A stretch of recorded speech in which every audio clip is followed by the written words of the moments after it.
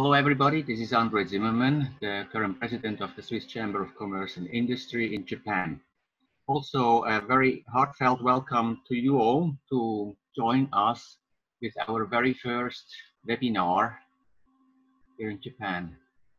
Now I still expect we will have a few hiccups because I'm also not very familiar with doing this, so please bear with me if something doesn't quite work out well. But thank you very much for sharing your time to be with us for this webinar. I like to introduce our today's speaker, Dr. Pascal Lottaz. He is assistant professor at the Waseda Institute for Advanced Study. I think it's going to be quite an interesting talk he's going to give us because the topic is quite important to us right now, because how to do business in Japan today and how it was done in the past is definitely something where we can reflect to or even learn from. So in this respect, I would like to just pass on to our speaker who will definitely give us some hints on what that all means for us today. Please welcome Dr. Lottaz for our Chamber webinar. Thank you. Thank you very much, Andre, and thank you very much to all of you for joining this webinar. I had the great privilege of giving a talk like this about 3 years ago during a Swiss experience. That time it was done at the then President Michael Mroczek's office, and I joined everybody there. And this time I am really happy to invite you all to my office and invite you to also listen from your home. And as I understood, one of the ideas of this talk is to speak about something else than what is like taking up all of our minds at the moment, which is the situation around us. So I was very happy when I was asked to maybe give a talk about history, because that's what I study here at the Waseda Institute for Advanced Study, and I'm looking at connections between Switzerland and Japan, and also between business and diplomacy, and that's why I would like to present to you today this topic, which fascinates me a lot, and I hope I can share a bit of that with you. Please sit back, enjoy your lunch, and I hope that I will generate a couple of questions. So let me share my screen with you so that you can see my presentation. Share. Okay, so here it is. Unless I hear something from somebody, I will suppose that you can see my presentation and that everything is clear. So Lilo or Andre, please interrupt me if something should not be working technically. Now, the topic of my talk is early Swiss trade diplomacy in East Asia. And by early, I mean from the beginning in the 1860s up until to the Second World War. And I would like to give you an overview of why I think that trade has always been the backbone of Swiss-Japanese relations, and really the why what a lot of you are doing today really stands on the shoulders of giants and of people with a lot of vision. Switzerland is a different case from other countries. For one, the Swiss didn't do colonialism in the same way that the big powers did, but Switzerland still benefited from the same kind of environment. And I would just like to go through this and tell you what kind of business there was and how it connects diplomacy and how that connects to today. So without further ado, I did a short study on Switzerland going east, because Swiss-Japanese relations officially started in 1864 with a friendship agreement between the two countries that then set the legal fundament for trade to really start and happen. And my question then is, like, why? Why in the 1860s, and what kind of pushed this? If we look at diplomacy, there's always this way of thinking that, okay, this is just this state talking to this state, and then they get to an agreement and that's it. But why do they get agreements? I mean, what pushes diplomacy? What drives the state to actually, in this case, start a friendship and commerce agreement with Japan, because until 1862, Switzerland really had no diplomatic representation in East Asia.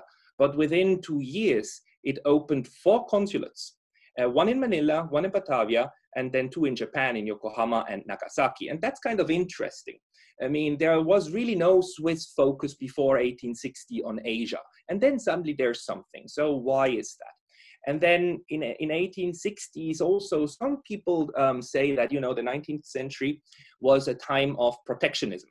And European markets were closed off. So Switzerland had to go out and had to find more markets. Although that is not untrue, the point is that 19th century protectionism basically ended in the 1850s. It started right after Napoleon, 1815, and there was countries were very protectionist in the 1830s, 20s, 30s, 40s, and then 45, it kind of started to fade away. And you can see that actually in the trade numbers, because in the 1840s, only 30% of Swiss trade went to Europe, and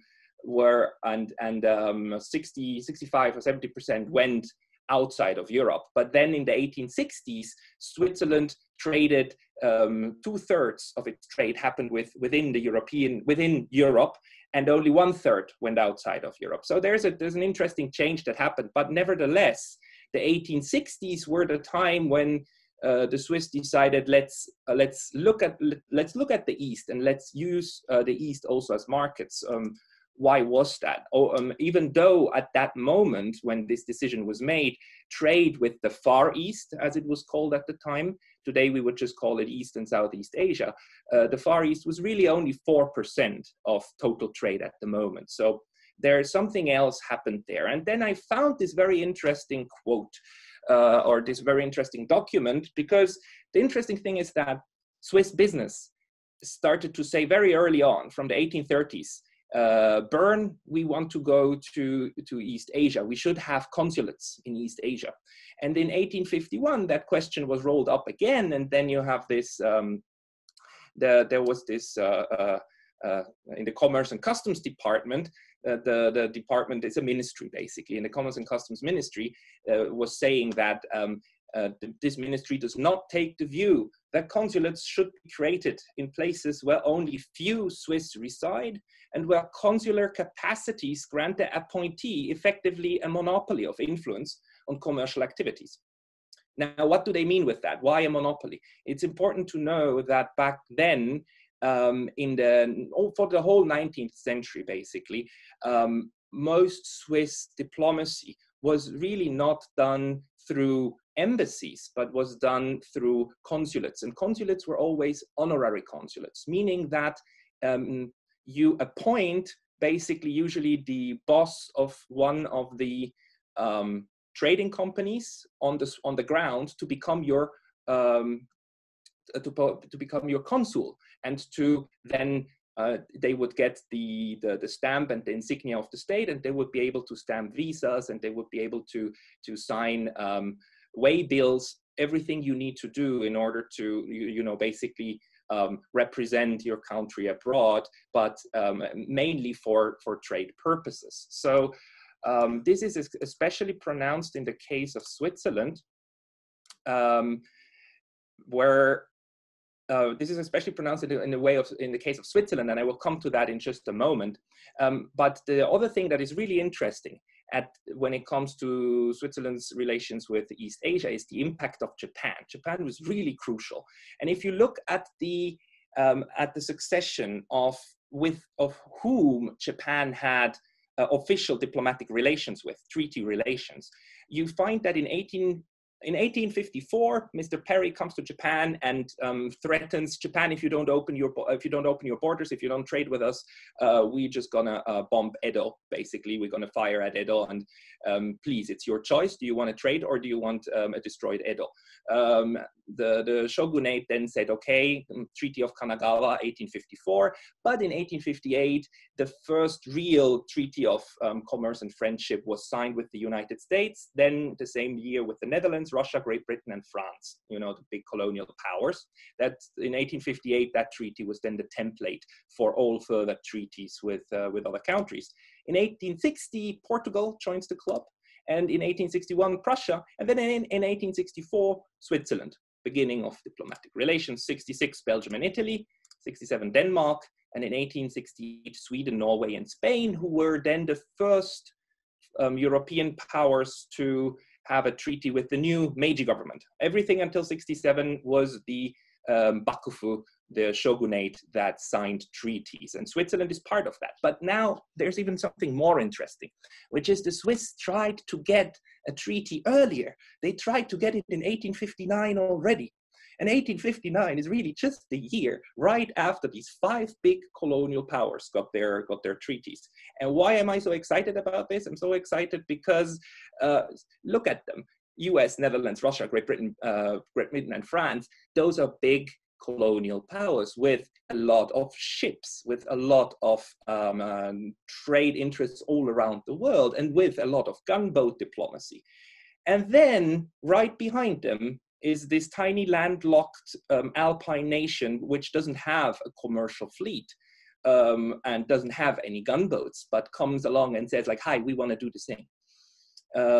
Now I will talk about why that didn't work, but this is quite interesting, I think.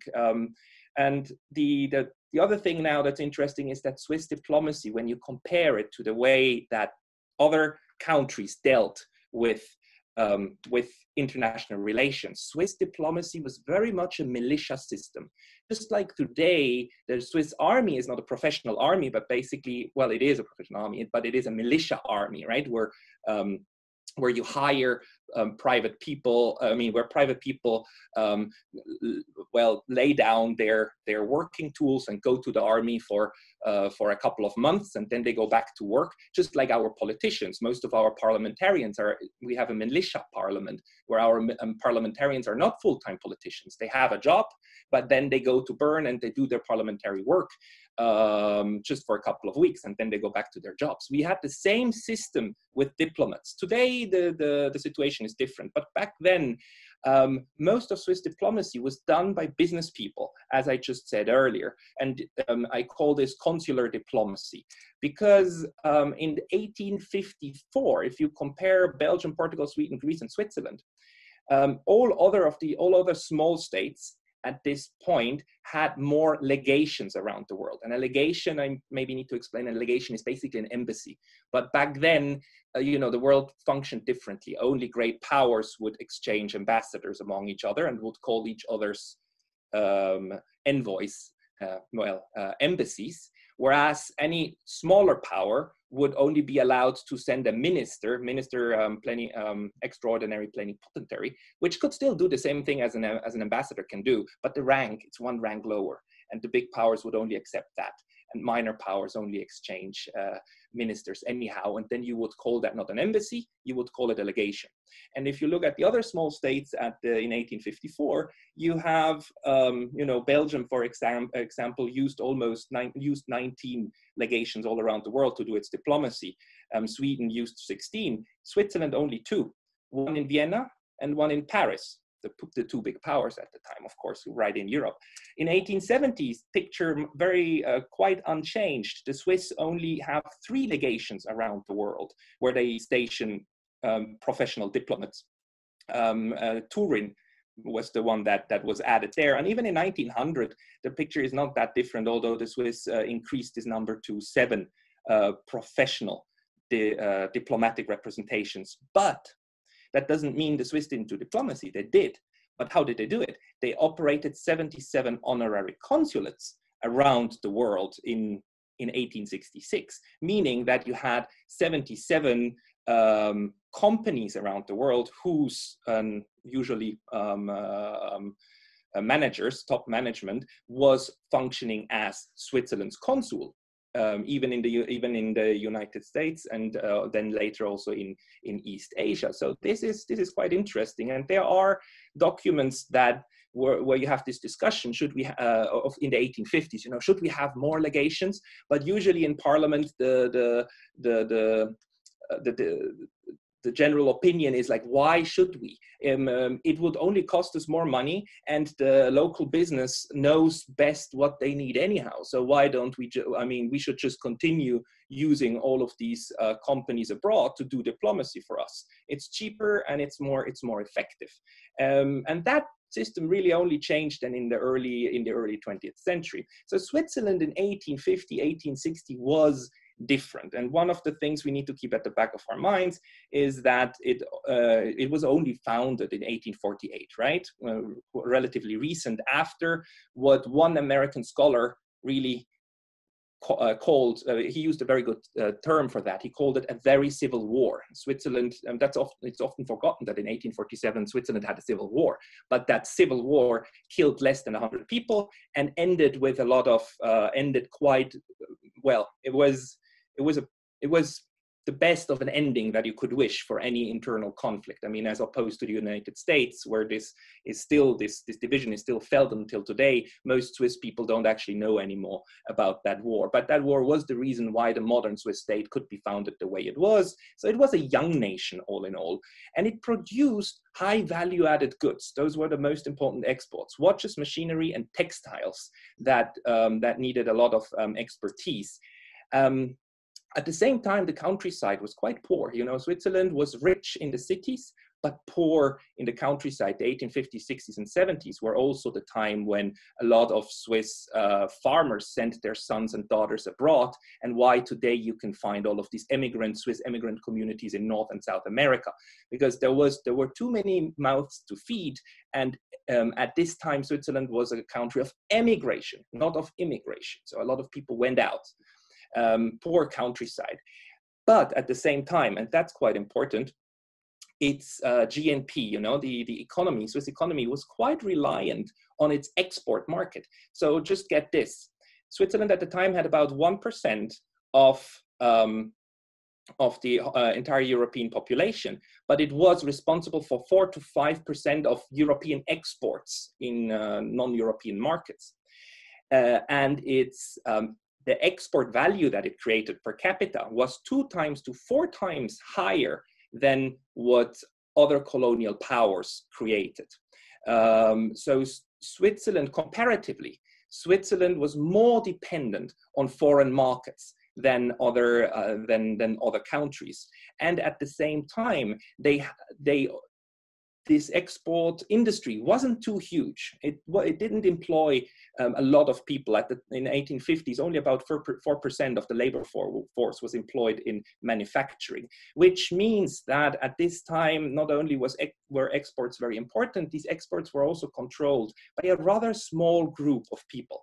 And that is something quite important in 1859, when talk about Japan opening up reached Switzerland already in 1853, because some people knew that Perry was on the way, and that even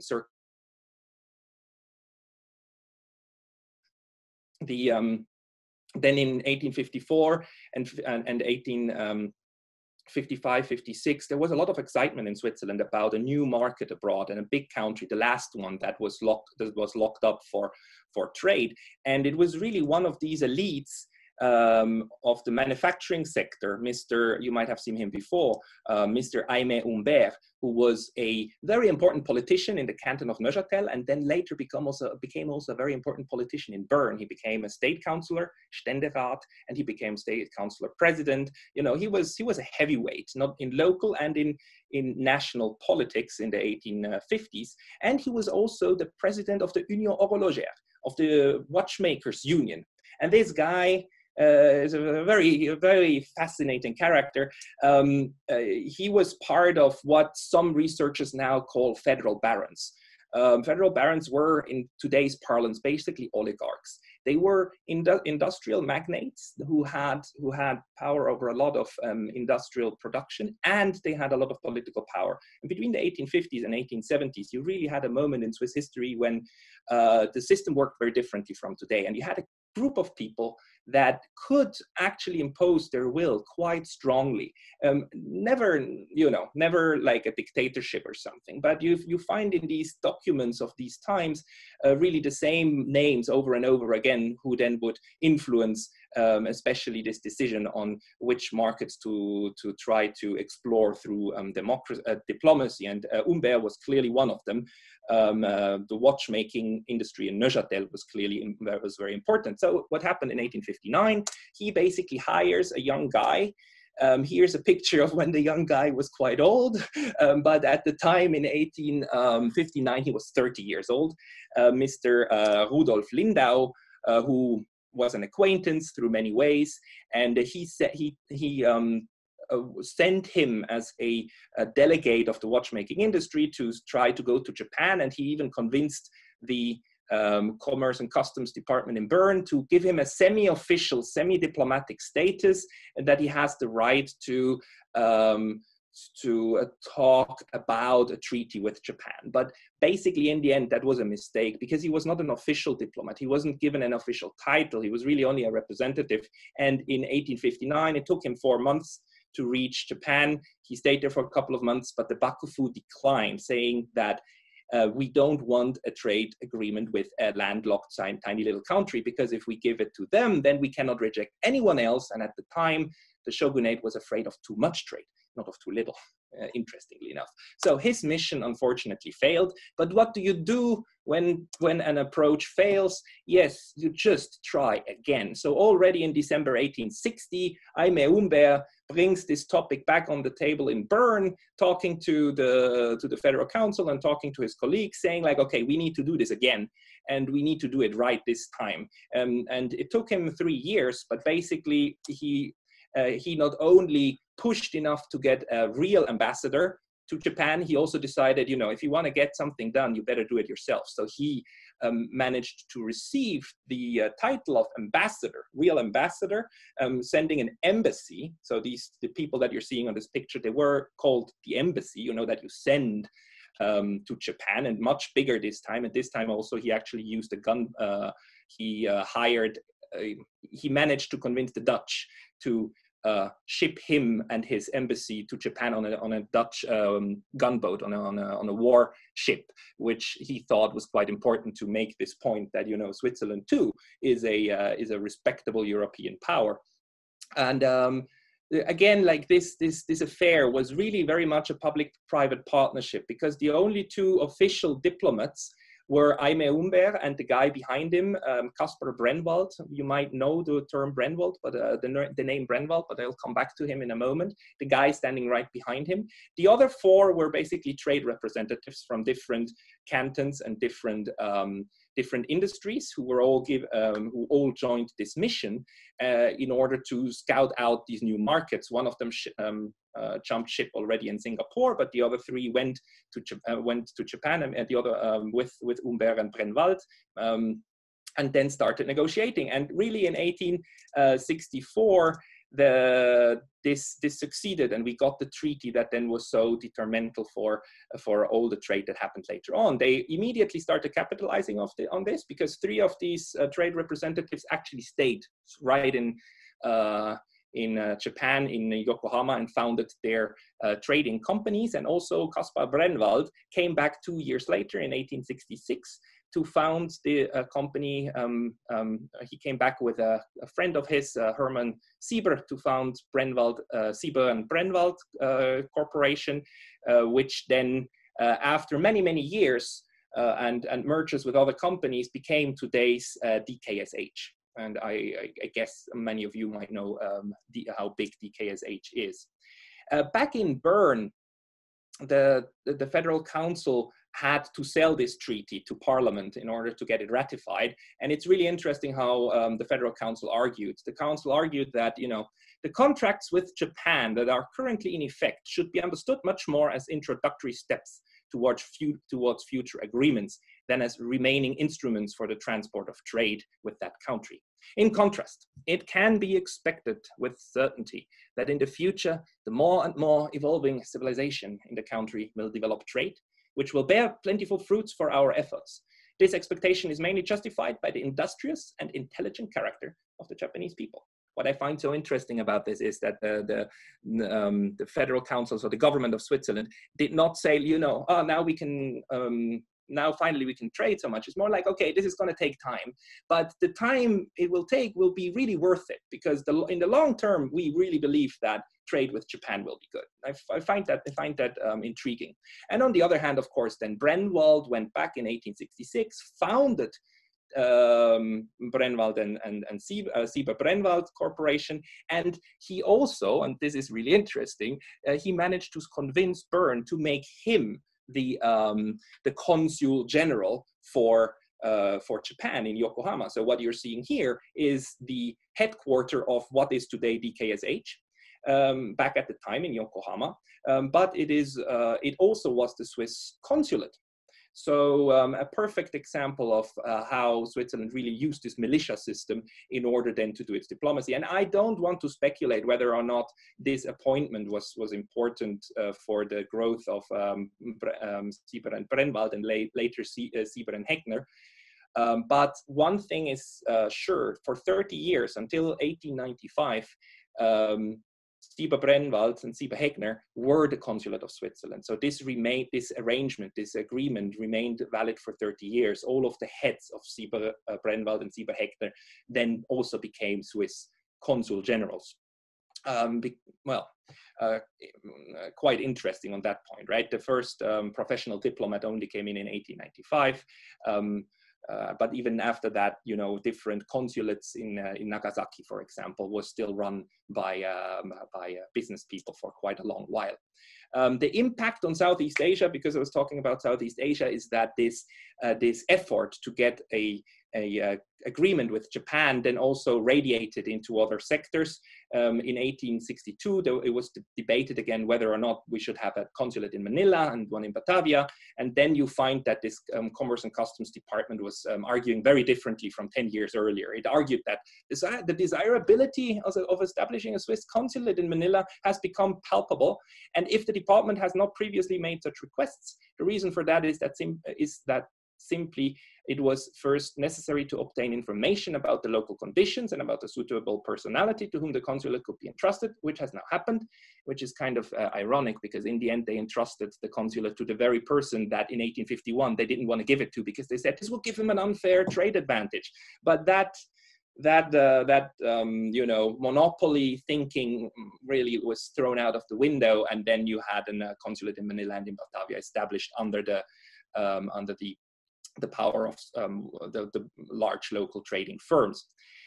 All in all, trade let's fast forward a little bit, you know, trade developed slowly. It was quite low, I mean, in absolute numbers, but you can see that between 1901 and the end of the Second World War, you had constant trade going on, and especially the interwar years, everything until the financial crisis in 1929 was actually quite happy for Switzerland, especially because as an export market, Japan was important. The yellow line is the exports, how high they went in million Swiss francs, and you can see that especially in the interwar period, Switzerland sold quite a bit more to Japan than what it bought from it, but both of these lines kind of continue and show that good friendly business relationships were continuing. And quite interesting, on the right hand side of the graph you see that trade continued really until well into the Second World War. I mean, again, Pearl Harbor, that was December 1941. So you see that there's a spike even in 1942. It went drastically down after 1942 because all of the trade routes got blocked. But really, well into the war, Switzerland and Japan kept trading because, of course, they were not at war with each other. Switzerland was neutral the whole time. And that brings me to the last 5 minutes of my presentation, which is another crucial moment in Swiss-Japanese relations, World War II.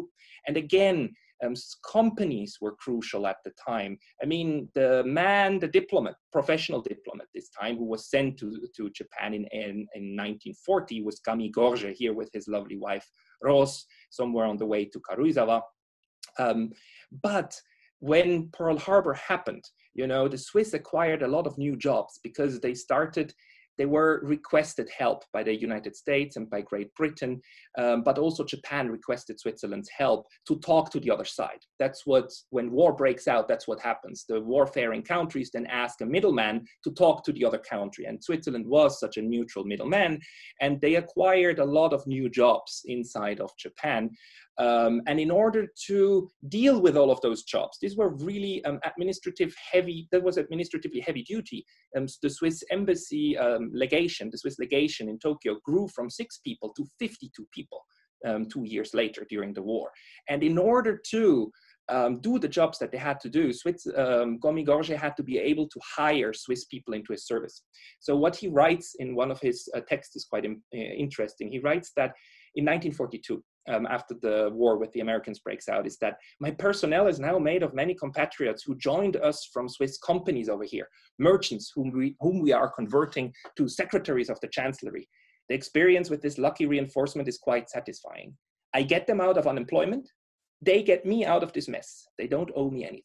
And really, if it hadn't been for the Swiss labor force in Japan that was unemployed at the time because they lost all of their trade, Switzerland couldn't have done a lot of the things that they organized. And just 2 things. One, for example, supporting the Red Cross in, do exchange of diplomats. This is a ship on which diplomats and civilians who were stranded when the war broke out in 42. It was kind of a surprise in 41. It was a surprise that it broke out. And then a lot of people got stranded, Japanese people in the US people in Japan. And all in all, Switzerland, Sweden, and Spain together, they organized 3 exchanges between them in order, on humanitarian grounds, in order to bring these prisoners of war back home. And that was all negotiated with all warfaring parties. And another thing that Switzerland did was it went and checked on prisoner of war camps. And this is a very interesting picture because this is a visit to one of these prisoner of war camps here in Japan. And the man you see on the left-hand side, that man is Heri Angst. Heri Angst at that time was the managing director of Sieber Hegner, so of the company that Brennwald founded 80 years earlier. And he became then one of the Red Cross delegates, Swiss Red Cross delegates, to go and check on the well-being of these prisoners of war. So a very interesting case, again, of how important this collaboration between diplomacy, official state diplomacy, and Swiss business is. Relations remained. The Swiss never evacuated completely during the war, although the number of people fell a little bit, but Swiss business people stayed. They stayed with the full awareness of the political department, which in one sentence wrote back, the political department has repeatedly clarified its standpoint that the voluntary abandonment of previously cumbersomely gained positions should be avoided in view of the time after the war. It is preferable to patiently and bravely wait for the arrival of more favorable times. Meaning, because Gomi-Gorge, the diplomat, said, like, should we evacuate? In 42, should we just take everybody and bring them back to Switzerland? And the government said, like, no, stick it out. I mean, better times are going to come. And when these better times come, we better want to be ready. So let's now help Japan, and let's help the others as well in order to, get over this dramatic situation. And it was a very dramatic situation. I mean, World War II was horrible. And I want to end with this. I just want to tell you, if you're interested in the story of Gomi-Gorge, that Switzerland's wartime diplomat in Japan, we brought out a little book that is actually free as a PDF. The best of, because he left a diary. So, and here, this is the best of his diary. You can read the whole diary also online. And then there's a very new publication that came out right now, this month actually, about Swiss-Japanese relations in East Asia. There's a very fascinating account in here about the friendship between Hermann Sieber, the colleague of Brennwald, and Mr. Furukawa, the founder of the Furukawa Group, which today contains, of course, Fuji and Fujitsu and so many companies. These 2 men were friends at the time, and for 3 years, Mr. Furukawa was working for Mr. Sieber. There's a fascinating story there, company history and commercial history. If you're interested in this, write me an email. I'll be happy to send them to you. And that's it from my side. Thank you very much. Thank you very much for this great presentation, Pascal. I hope I didn't talk too fast, sorry. No, you made it perfectly on time. And now we have some time for a few questions. Is that fine with you to answer a few questions, I guess? Perfectly fine. So the first question would be, what led to the transition from local honorary consulates to diplomats sent by the federal authorities? And how did the businesses react to that change to their influence and hegemony? Well, this was a general trend in diplomacy. You know, Switzerland was using consular diplomacy very much at the time, more than other states, but also other states used local companies to do diplomacy where they didn't want to be present or didn't felt it was necessary to be present themselves. But then that changed at the end of the 19th century, when especially it became clear that it is beneficial to countries to have real diplomats stationed for the sake of prestige, basically. And matter of fact is that in Japan, 1895, Switzerland sent its first career consul, Mr. Ritter, to represent Switzerland. So Japan wasn't important enough in 1895 to send a full minister plenipotentiary, but important enough to send a professional diplomat. Yeah, that's general transition towards doing business differently. And how did the already present in Japan businesses react to that? What were they even, well, probably not asked, but was it a positive influence for them?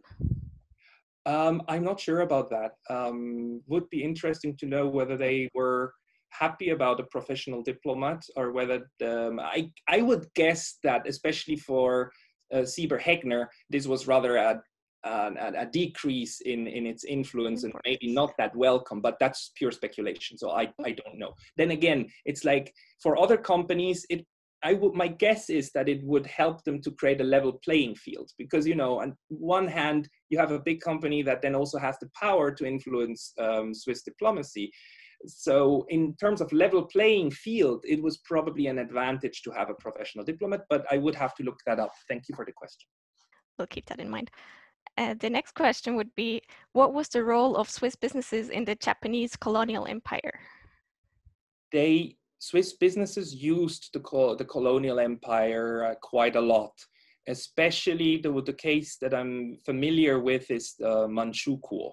You know, in 1931, the Japanese invaded northern China and split off Manchuria and made a puppet state out of it. And that puppet state was, well, part of the extended empire of Japan. And Swiss businesses were very active over there, especially for buying soybean and in the mining industry. And it was quite clear to Swiss diplomats that this is only possible if we are friendly with the Japanese overlords at the time, and they did all of that business also in Korea and also in Taiwan. I have no specific examples, but especially Manchukuo was utilized. Thank you very much.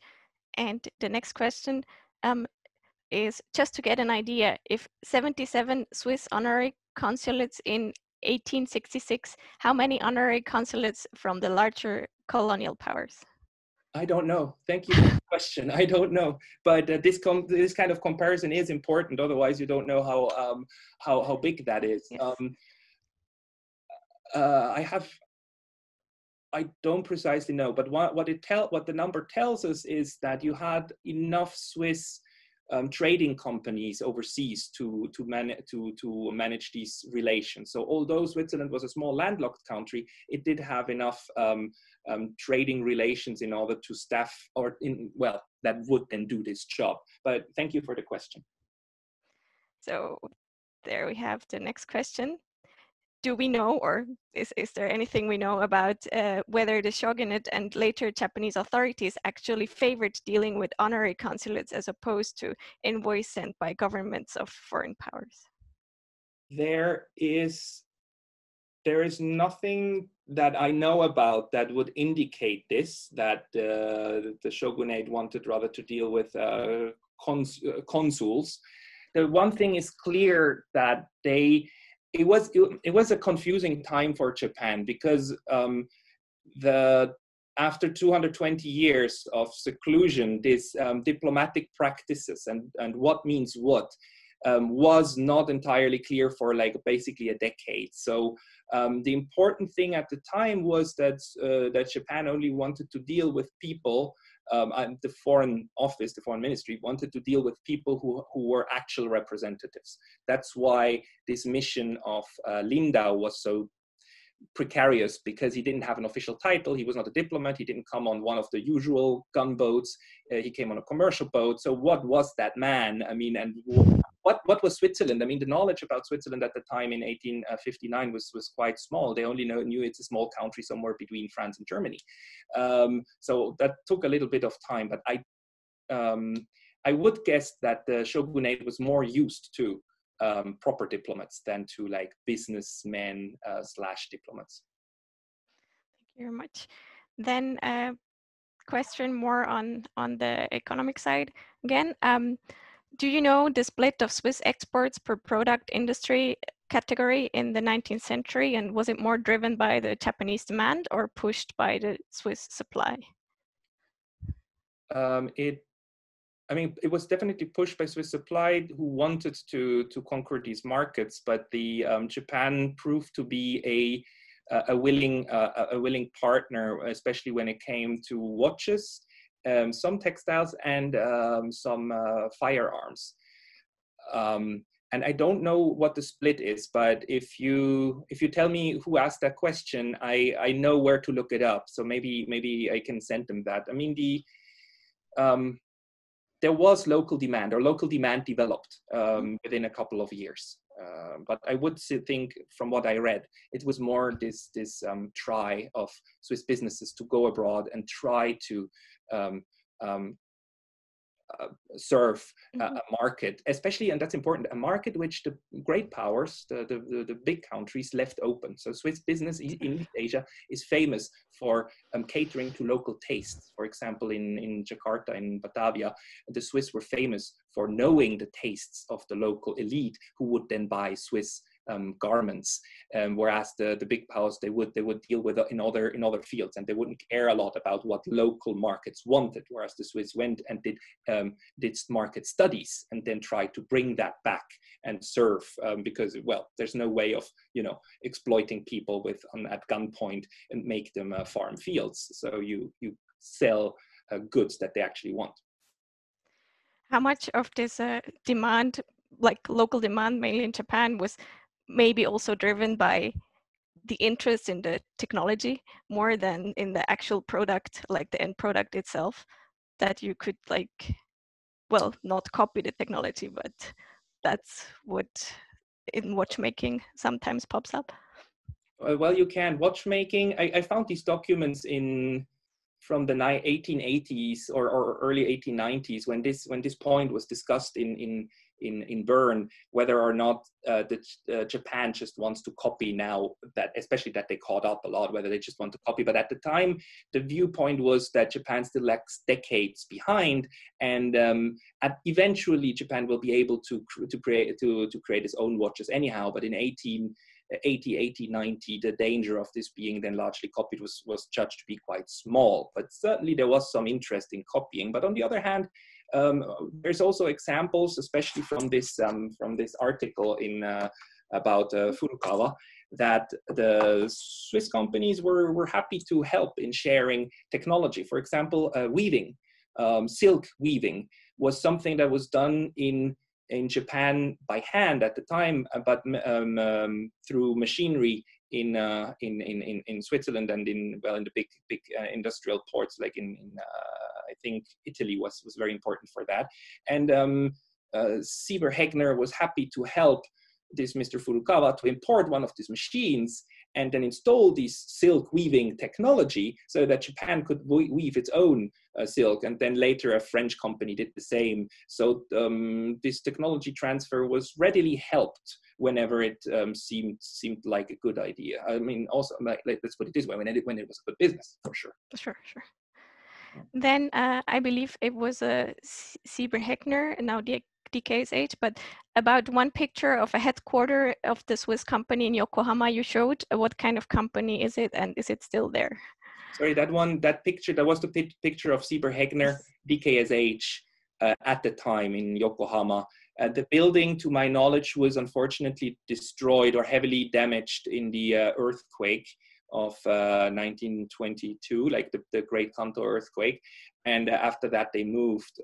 If I'm correctly informed, yeah. So we have the next question. Was there any resistance or backlash from other European countries trying to stop the Swiss efforts in Japan? No, this is really interesting. The other Europeans helped the Swiss. They received help from France to come over the first time, although France rejected to give them to lend them a gunboat to come to Japan, but they helped them to get over here on their ships. And the second time, the Dutch helped them to come on a gunboat, and it was the Dutch minister and the U.S. The Dutch ambassador in Japan back in 1864, and the U.S. ambassador who pushed very much the Japanese government to give the Swiss a treaty as well. So Switzerland is a very interesting example of like intra-European or Euro-American collaboration, and let's call it by its name. This was a white collaboration. This was a white colonial collaboration in order to bring another European country to trade with an Asian nation. There was a lot of collaboration going on at the time, and Switzerland benefited from that quite a bit. Today I conceptualize Switzerland's role in this 19th century really as a form of second-hand colonialism or piggybacking on the big ones in order to be at a similar point. Thank you. And on the other hand, also giving a port of entry to the other ones who supported them. Yes. So I believe we have time for about one more question, if there is any urgent requests. I believe also just before we actually started this webinar, you had an interesting discussion with André about I had a discussion with our president, André, on how this connects to today. And I just maybe wanted to say that what I learned from this history of, diplomatic, really close collaboration between companies and diplomacy is that really diplomacy is not just state-to-state affair. It's also very much in this case a company-to-company affair, and it has Switzerland fared quite well, especially when times were difficult at the beginning and when times were very difficult in the Second World War, to keep up friendly relations. And I think this is an advantage of Swiss companies, that being seen as not one of the as not an imposing power, but really as a friend, can help hopefully also in business and can help country to country relations. And I would like to tell you all that even if times look difficult right now, there were even harder times back in the past. And one of the strategies was always to care about the long-term vision, because it doesn't matter if you're a landlocked country and you don't have an own merchant fleet. Trade, transport can be organized. What's important is to have access. If you get access and legal privileges, then you can really do things. And in the Second World War, even if the times are difficult right now, they will get better again. And then we want to be in the right position, right? So I would ask the same for today. I mean, the position and the many companies here are now in is difficult.